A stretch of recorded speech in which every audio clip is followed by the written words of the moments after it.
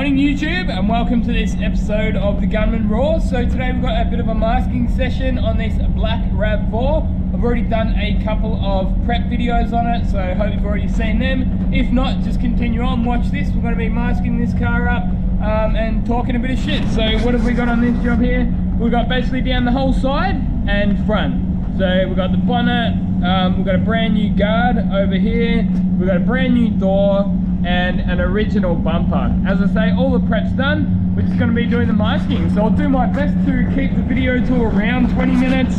I think I'm going to do a base coat stage video on this one too, and then I'll probably do a clear coat stage. So yeah, a few reasons I like to keep them to around 20 minutes because they take forever to render on my computer. Even especially if you get to the longer 30-40 minute videos. So I don't know, I just think 20 minutes is around the right time for a raw vid if I can try and keep it at that. But yeah, all that aside, I've got a few things that I wanted to talk about today, a few questions I wanted to address. So one person said, how long do these jobs take you? That was in reference to a video I did, well, as of making this one, it was yesterday, but it was probably last week or, you know, a few days ago for you guys by now. But I did a video on a red Peugeot. I can't even remember the exact model, but it was a red Peugeot. And then after that, I did a Honda HR-V. They were basically the same job. So it was blend 2 quarter panels. We sprayed the back panel. We did a rear bumper and a brand new tailgate. So for that job, for the red one, that took me probably an hour and a half on the Friday, and then I had the weekend off, obviously, because I don't work on the weekends. And then it came in on Monday morning, and it took me 3 hours, I remember, yeah, because it was 11 o'clock when I finished on that job. So 4.5 hours for that full rear ender. And then the next job took me most of the rest of the day, which would probably be a similar amount of time. So it took from 11 o'clock up until, it was about 3:30 when I walked out of the booth. Yeah, so 11 to 3:30, so yeah, same thing. But take out a, 40-minute lunch break or something like that. And this job here, so as I say, I finished on that HR-V at around 3:30, so I've probably got a bit of a head start on this one, like maybe an hour last night, give or take. And now it's actually morning tea at the moment. I'm actually working through my morning tea only because I quickly had something to eat and I just got back to work. So yeah, this job, an hour last night, 2 hours this morning, and this is where we are. So 3 hours work has got me to where I am now. And we're probably still another 2 hours away from walking out and cleaning the guns out. So I'll be happy if I get this done before lunchtime today. And then I do have another few jobs lined up. That's one good thing about this shop. It's like, it's very well run, I guess. But it's also very busy. It's busy, but not so hectic, if you know what I mean. It seems like the management are really good, and that's one thing, the guy that got me this job, that's one thing that guy did say. He goes, man, the management there is like the best I've ever worked with or worked for. And I totally agree with him. They're very cool and easygoing. They're not stress heads. They're not, and like, let's just say, like, if I got a run on this, right, if I got a big run here or the color was totally boned, they would not get aggressive, they would not be condescending, they wouldn't be, oh, what the hell's going on? There'd be none of that crap. Yeah, and there's a lot to be said for that. It's just really refreshing to have easygoing managers, you know what I mean? And that help you, you know what I mean? So they're not just out of their way to make you look bad, which some do, man, trust me. Like some managers and some foremen and some people in the trade, even if it's just your co-workers, they want to make you look bad with their inflated egos, you know what I mean? And they think, this is something that someone told me this years ago, and I totally agree with him. He goes, you can't make yourself look good by making others look bad, but lots of people do try, you know what I mean? So they think that if they put you down enough, that's going to make them look good. And it's like, well, it doesn't really work like that. Like, you've got to be good on your own merits. Like, you making me look bad doesn't make, oh, you might think that it makes you look better than me, but it doesn't really. Like, I don't know. I was told that one, geez, it must have been about 15 years ago now, and I've lived by that, I guess. And it's one of those, just a small little philosophical thing for someone to tell me, but I've really related to it over the years. So yeah, you can't make yourself look good by making others look bad. And I guess the underlying point to that is just do your own thing, and you like, your work should speak for itself. Like, yeah, it's just, yeah. And the other thing, I think I mentioned it in another video, like, there's no monopoly on being good, you know what I mean? And this is sort of my own one that I've came up with. Like, I guess it's kind of in relation to that in a way. But I mean, you think about it, like, if you've got, like, we've got, say, 3 painters here, right? Do you think that the boss wants 3 great painters, or does he want one of them to be worse than the other? Like, he doesn't mind. He wants the 3 best painters he can get, you know what I mean? So I guess the point of that is that you don't have to feel insecure in your own, like, if you know that you're good at what you do, you shouldn't feel so insecure that you have to put others down, if you know what I mean. Like, yeah, just do the best that you can do and let that work speak for itself, rather than trying to drag others down to your level or below your level, you know what I mean? But yeah, it's just, I guess it just stems from insecurity, I guess, really. If you were that secure in your own capabilities, you wouldn't have to try and drag others down, would you? But anyway, I'm ranting. That's what I can say about this channel. I know where I'm going to start, but who knows where I'm going to end up when I'm just ranting away on this channel. But I know lots of people seem to like it, so I'm going to keep doing it. I know lots of people have been enjoying me doing more regular uploads on this channel.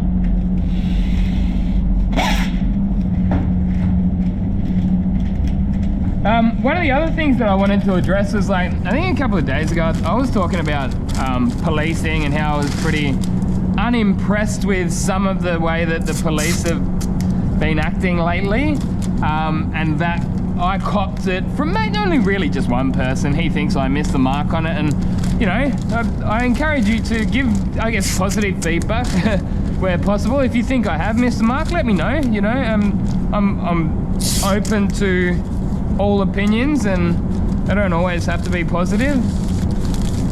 But he, like, rage quit my whole channel, so he's probably not watching anymore, but I'll still talk about it. So I think he might have taken me the wrong way, but I was criticizing police off the back of watching videos of, like, policemen with batons trampling to the ground and pepper spraying a 70-year-old woman who dare protest the lockdowns, right?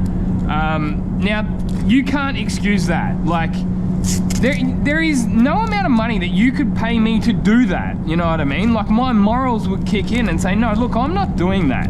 I'm not pepper spraying, and I'm not knocking a 70-year-old woman to the ground. Like, my boss could come in and tell me to do a certain amount of things, but past a certain point, I'm gonna say, no, I'm not doing that. So the policeman that did that, and every other goddamn policeman in that line sitting there and watching him do it, that is, like, abhorrent. Like, it is totally not on. And to stand there and not do anything is the same as basically doing it. You gotta set standards and say, hey mate, like, that is not on. That is not what the police stand for. I've also seen some footage of one of them on the border of Queensland and New South Wales. There was a bit of a protest up there because people wanted to see their families. They're literally just across the border, right? And someone was doing some kind of a protest. A cop car rammed into him, push, banged him over, like, and then hit him at speed, knocked him over, and then another copper comes in while he's on the ground and just punts him in the head. Like, there is no amount of money you could pay me to do that. How the hell can I respect that? How can I respect that? And look, I'm not saying the good cops, I'm not saying I disrespect the good cops. This is when the good cops need to stand up. When shit like that's happening, they say, hey, no, that is not on. They need to put public announcements out saying, we don't stand for that. And the coppers that did that, they're being held accountable, you know what I mean? But I don't see that. So yeah, that's my stance on it. Like, hey, I want to live in a law-abiding society. Like, I'm a law-abiding citizen, and I want like proper criminals to be held accountable. You know, I don't want some kind of lawlessness. I'm not totally against coppers, but there's lines, man. As I say, like, there's certain things that you could not pay me to do. And I know coppers aren't even on that much money anyway. They don't probably make less than me, the entry level ones anyway. I'm actually on pretty good money, but I guess that's a side point. Yeah, I guess the fact that they aren't on that good money and they're willing to do stuff like that, man, some of them are pretty shit people. So, as I say, not all of them, but if you're not gonna stand up, you know, for your morals in those kind of situations, then you're just as bad. Anyway, I'm ranting on. Let us know your thoughts on that though. Yeah. I mean, they say, oh, just doing a job, just doing a job. Well, the Nazis were just doing their job too, weren't they, you know? The bloody communists that were killing, like, you know, millions of people in you know, communist China and communist Russia and all that. They were just doing their job too. Oh yeah, cool. Well, if you just do your job, well then it's all gonna be good, isn't it? No, I don't think so.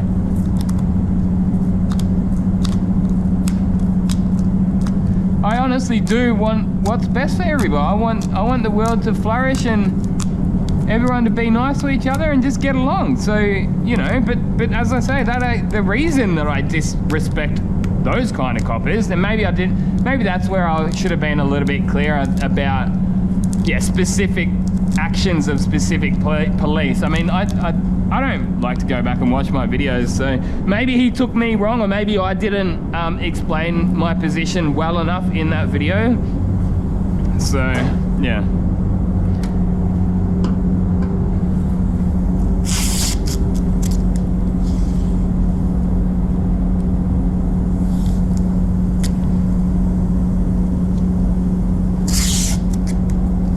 Oh, where do we go from there? Funny shit. I don't know. I don't even know what to say. Yeah, there was a couple of other things, couple of other topics I was going to touch, but they're not coming to the top of my head now. Let's just continue on with the masking. Yeah, that's what I love about these little 3M grippies. Like, you'll do your prep work out there and sometimes miss a bit. You just give it a little bit of a tickle up with the 1000 grit. And you miss a shiny spot. So, yeah, there's a few stone chips in the bonnet. I always fix them. Might have actually missed a couple on that edge. They can keep that one for free. I'll put a bit of color over it. I'm not here to fix all of the world's problems. I'm just here to make it a bit shinier. Yeah, I've got a mate that I do video chats with, not video chats, phone conversations with every night. It's actually a funny, cool story how I got to be friends with him, but he must have just got me at the right time, at the right place, and he left a comment on my main channel, and he's like, oh man, I'm having troubles with polishing, and I just said, shoot me an email. Anyway, I got back to his email, and then I'm like, oh, you know, give me a call. It was like a Friday night. I was just in the mood for a chat. And anyway, I gave him some good advice and really helped him out with some, because I was into polishing at that time. And as it's turned out, like, we become actually quite good friends. So I actually give him a call on the way home most nights. So shout out to Sean Savella. I think that's how you pronounce his last name. Originally, he's from here in Melbourne. He's actually got himself a cabinet painting, and I think, yeah, more cabinet painting, cabinetry, kitchen painting workshop there in Adelaide now. He exited Melbourne. He hated the place in the end, and he's living happy over there, you know, with his successful business in Adelaide. There was a reason I was saying, I'm gonna say that, and I've forgotten about it. Sorry. It's Tuesday morning, give me a break. I'm gonna try and get this masking done in the 20 minutes that I said. I feel like I'm all over the place, going a bit slow. But as long as I manage to get it painted before lunchtime, I like to set myself goals like that. And yeah, as far as that kind of stuff goes, like getting jobs done in time, I enjoy it. Like I actually don't have pressure from my bosses. They don't like, oh, this has got to be done. And as I was saying before, it's actually really well managed, this shop. So there's never really any, oh, Friday rush, it's gotta go, you know what I mean? Like that's what my old shop there in Perth was like. So like every bloody Friday, man, like every goddamn Friday, there'd still be 5 cars on the list that still need to go, and it's like, that's an old school way of doing it. Like what they would do is they'd bring all the jobs in on Monday, and then they'd all have to go on Friday. So it's just a very, very old school and poorly managed. I mean, like no disrespect to them, you know, I really enjoy working. I did enjoy working there for quite some time, so nothing against them personally, but I think they really could, on a positive note, yeah, they really could benefit from having some people, I don't know, like managers come in and change some systems or something like that, you know what I mean? Just sort of make the workflow a little bit better, and so you're not relying on, oh, last minute, quick, the car's got to go. Because, well, when you do that, you're cutting corners and you're rushing and you're putting the boys under stress, you know what I mean? And you probably work better when you're not stressed and under that much pressure. So yeah, I really do appreciate that about this shop. So it feels like I think I mentioned in one of yesterday's videos, like I'm actually on more money here, but I feel like I don't even have to work as hard. I feel like I don't have to work as hard, I'm on more money, but I get more work done.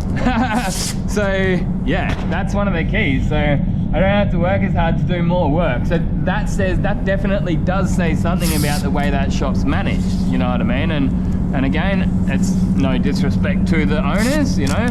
As far as I know, they're actually quite successful, so who the hell am I to tell them how to run their business? But from my perspective as an employee, you know, it appears that this one has been, it's easy to work in, really.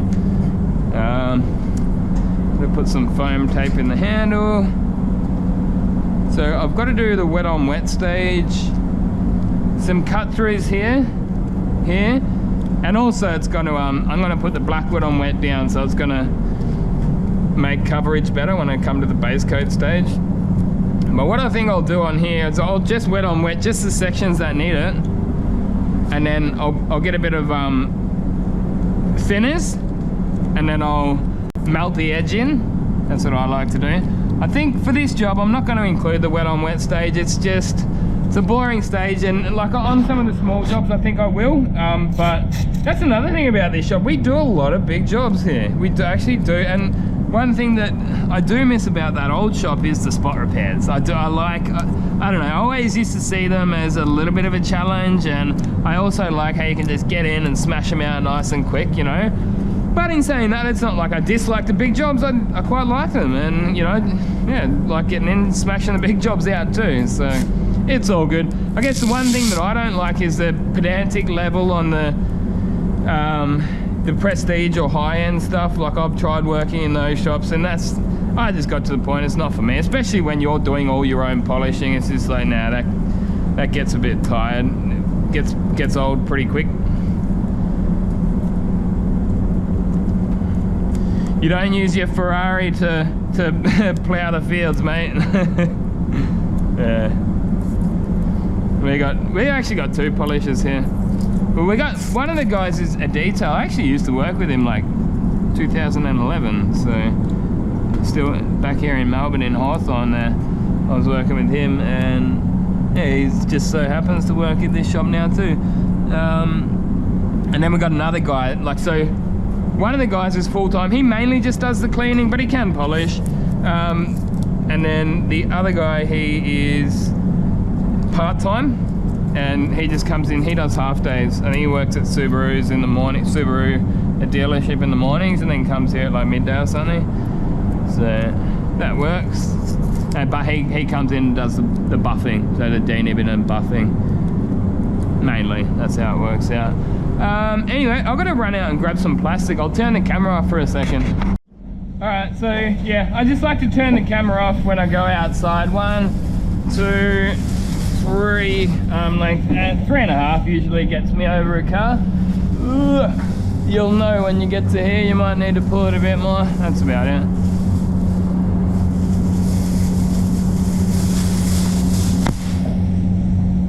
I do miss the Perth weather, I'll tell you that, man. That's one thing I miss. Like, it's still pretty bloody freezing at night time. It's like halfway through spring, I'm pretty sure, at the moment. Or not far off halfway through anyway. We're nearly a month into spring and it's still kind of not that warm. I bet ya it'd be 30 degrees at the moment in Perth. I'd nearly guarantee it. I don't know, I like the warm weather.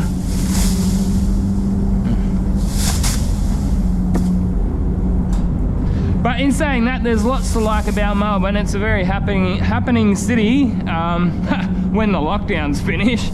I actually enjoy going into the city. And it was funny, so I went in there probably must be 3 months ago or something by now. And some guy spotted me at Flinders Street Station and then left a comment on my channel, and he's like, hey, you'll never believe who you bump into on platform 9, Flinders Street Station. Yeah, it's classic. Where's my razor blade? There it is.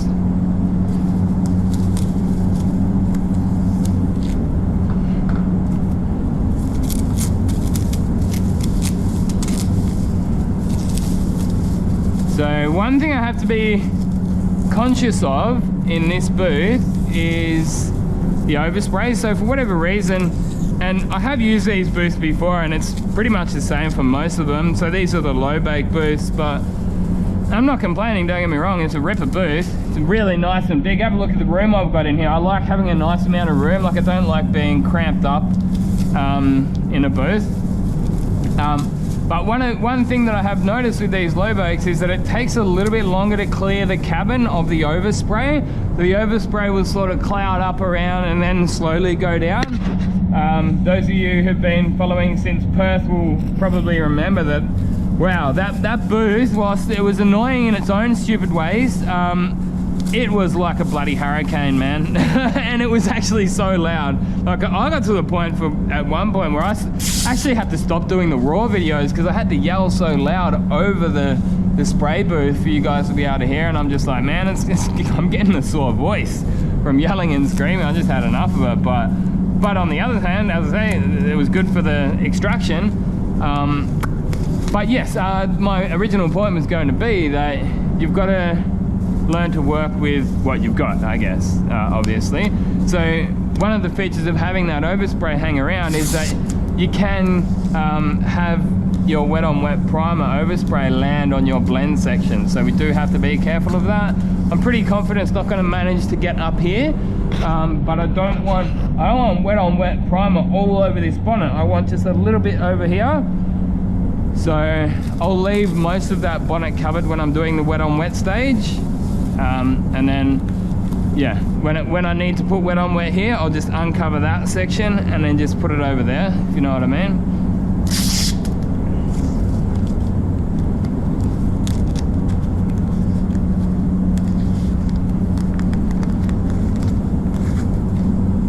Yeah, listening to a pretty interesting podcast this morning, the Jordan B. Peterson podcast. You may have heard of him before.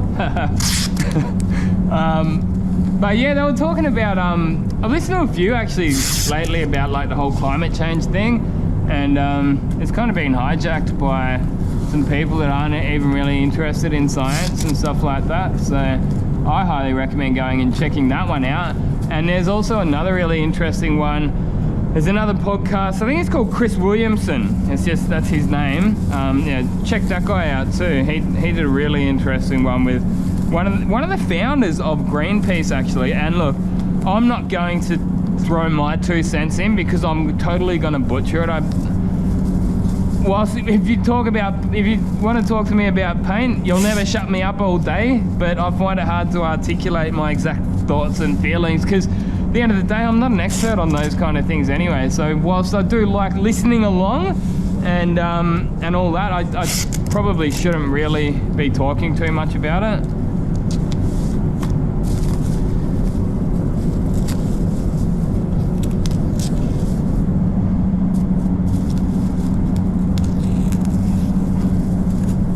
I do have a healthy dose of skepticism on the mainstream narratives. We all know that the media lies, and yeah, we'll probably leave it at that.